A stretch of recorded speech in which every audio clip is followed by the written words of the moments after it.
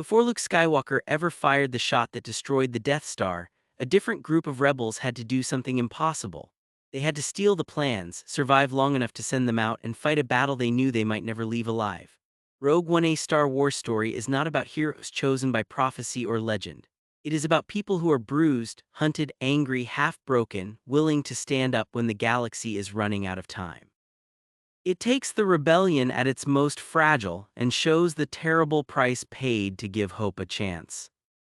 The story begins years before the Battle of Yavin, when Imperial scientist Galen Erso is living in hiding with his wife Lyra with their daughter Jyn. That hope ends when director Orson Krennic arrives with Imperial troops and demands Galen return to work. Krennic is ambitious, polished, and ruthless, a man who wraps cruelty in the language of duty and progress. He wants Galen back because the Empire is building something far bigger than a normal weapon, and Galen expertise is essential to completing it. Lyra tries to resist and is killed. Galen is taken.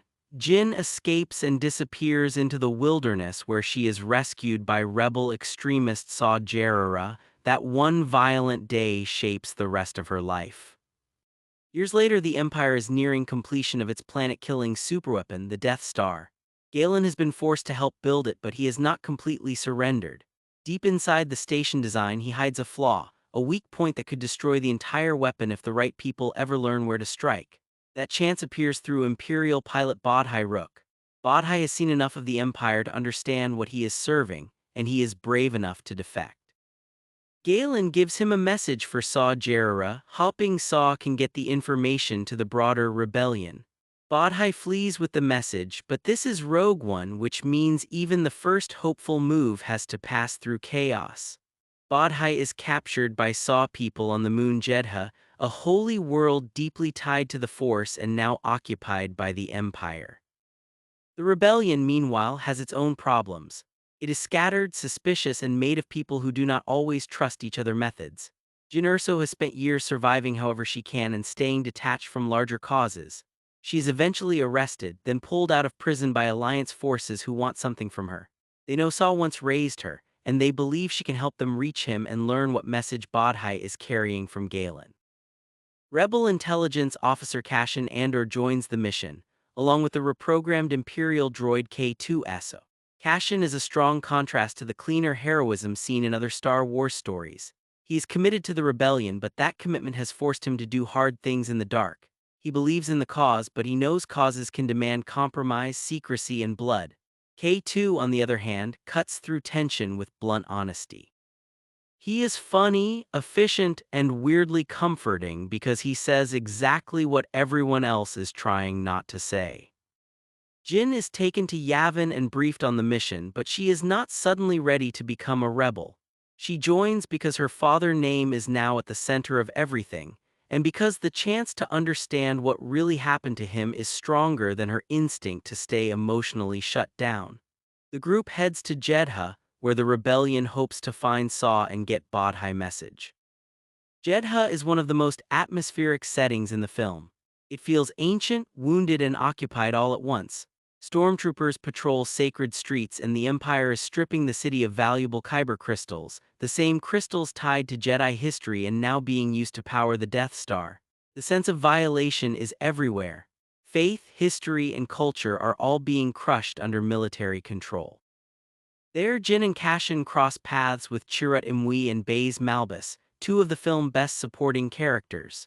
Chirrut is blind, deeply spiritual, and still devoted to the Force even though he is not a Jedi. Baze is heavier, more cynical, and more practical, but his bond with Chirrut gives him an anchor. Together, they feel like survivors of a world that lost its guardians but refuses to forget them. The group finally reaches Saw Gerrera. Saw is older now, physically damaged and consumed by years of paranoia and resistance. He has spent so long fighting that he no longer knows how to trust anyone outside his own circle. When he and Jyn meet again, there is emotional weight there, but it is not warm or simple. Saw cared for her once, then left her, believing that attachment had become too dangerous. Now both of them are carrying the remains of a bond that war hollowed out. Saw has Bodhi's message, and Jyn finally sees a hologram from her father. Galen tells her directly that he never willingly gave the Empire a perfect weapon. He explains that he hit a flaw in the Death Star reactor system. If the rebels can steal the plans, they can find the weakness and use it to destroy the station. For Jyn, this changes everything. Her father is not a collaborator who abandoned her. He was trapped, resisting the only way he could, and sending her one last mission from inside the machine that stole his life.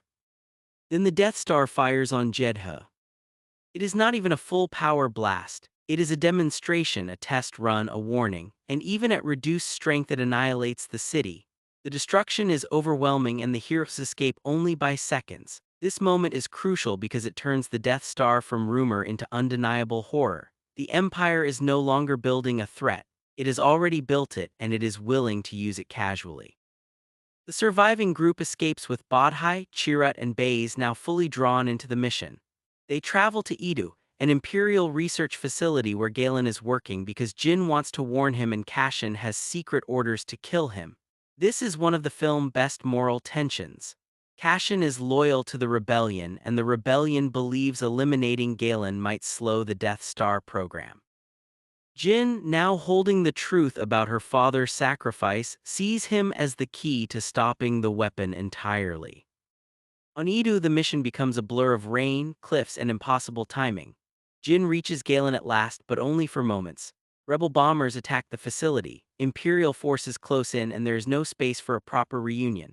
Galen sees his daughter again, but the scene is filled with loss instead of restoration. He dies in the aftermath of the attack, and Jyn loses him almost as soon as she finds him. The tragedy hits harder because the film does not let hope sit still for long. Egging costs something. Back on Yavin, Jyn tries to convince the rebel leadership to launch an operation to steal the plans. The Alliance leadership hesitates. They are frightened, divided, and staring at an enemy weapon so powerful it makes open resistance look suicidal. Jyn finally does what the movie has been building toward all along. She stops being someone dragged from mission to mission and becomes the person who gives others a reason to act. She tells them that rebellions are built on hope, not because hope is soft, but because it is the only thing left when logic says surrender would be easier. Some leaders still refuse, but the speech lands where it needs to. Cassian chooses to follow her anyway. So do Bodhi, Chirrut, Baze, and a small team of rebel volunteers. They take a stolen shuttle and head for Scarif, the Imperial Archive world where the Death Star plans are stored. This is the moment the group becomes Rogue One in spirit, even before the call sign is spoken. They are no longer waiting for permission from the whole rebellion. They are choosing the mission because someone has to. Scarif is beautiful and deadly, which makes it a perfect final battlefield. Palm trees, ocean water, and white towers frame one of the grimmest operations in the Star Wars franchise. The group has to infiltrate the base, send the plans to the fleet, and keep fighting long enough for the message to leave the planet. None of them can realistically expect to survive. The battle unfolds on multiple levels at once. On the ground, Jyn and Cassian head for the archive tower where the plans are stored. Bodhi works to establish communications. Chirrut and Baze help clear paths and hold positions against overwhelming numbers. K2 buys precious time in a defense that feels both heroic and inevitable. Every member of the team contributes something essential, and every contribution feels costly. Above Scarif, the larger rebellion finally joins the fight once word spreads that Rogue One is inside the base. The fight in space is chaotic and desperate, exactly the kind of operation that looks impossible until people commit to it fully. One by one, the members of the team fall. The question is not whether the mission matters, it is how many lives it will take to make that matter real. Chirrut walks through blaster fire with nothing but faith, reaching the switch that allows communications to connect. Baze, who always acted harder and less spiritual than his friend, is left to watch the result and then carry that faith forward in the only way he can. Bodhi is killed while trying to complete the transmission. K2 is cut down after buying Jyn and Cassian the seconds they need. None of these deaths feel decorative. They feel like the mission spending every person it has. Inside the archive, Jyn and Cassian finally find the plans. They transmit them upward, but the battle above is still collapsing.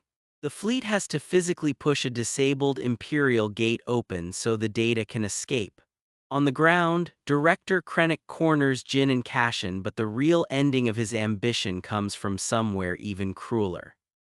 Grand Moff Tarkin chooses to wipe out the Scarif base with a Death Star blast, sacrificing his own people and Krennic with them to erase evidence and secure control. Jyn and Cassian complete the mission, but there is no escape left. The plans are gone, the archive is doomed, and the shock wave is coming toward them across the beach. Their final moment together is quiet, human, and stripped of all battlefield noise. They simply hold on as the explosion reaches them. In orbit, the plans finally pass from hand to hand through the collapsing battle. Rebel ships fall, corridors fill with fire, and then the film gives us one of the most terrifying entrances in the entire franchise. Darth Vader boards the rebel ship in the darkness and tears through everyone between him and the Data. He is the Empire in its purest form, overwhelming, relentless, and inhumanly efficient. Yet even that final horror cannot stop what Rogue One started. The plans are launched into the next ship in time. And then the story closes the circle. Princess Leia Organa receives the plans, and the film ends exactly where A New Hope is about to begin. The Death Star weakness was not simply discovered, it was carried out of fire by people who knew they would probably die for it. Rogue One works because it takes the grand myth of Star Wars and drags it down to the level of ordinary courage. Jyn is not a chosen one, Cassian is not uncomplicated, Bodhi is afraid, Chirrut believes when belief makes no tactical sense, Baze fights even after loss has hollowed him out. K2 is a machine who somehow feels more honest than most of the people around him. They go anyway. By the end, Rogue One, a Star Wars story, becomes more than a mission about stolen plans. It becomes a story about the cost hidden inside hope. The rebellion did not rise on speeches alone. It rose on people who died before the victory, people whose names were almost lost, people who never got to see whether their sacrifice worked. Hope is not free. Someone always has to carry it through the fire first.